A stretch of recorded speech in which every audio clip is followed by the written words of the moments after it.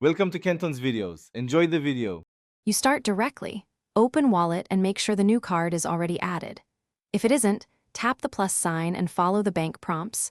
Authenticate with Face ID or your passcode. Once added, tap the card to view details so you know it's active.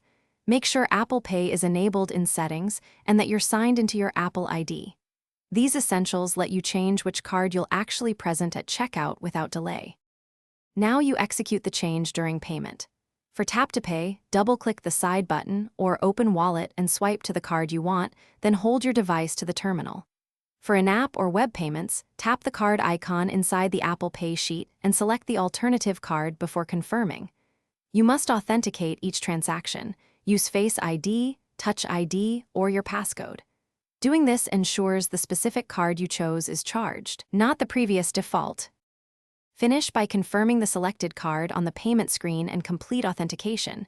You'll see the charge go through and a confirmation. If you want that card used every time, open Settings, go to Wallet and Apple Pay, and set it as your default. If something goes wrong, you can remove and re-add the card, check for network or bank blocks, and restart your device. That single troubleshooting tip, re-add the card, resolves most mismatched card problems quickly. Thanks for watching. Consider subscribing if we helped you.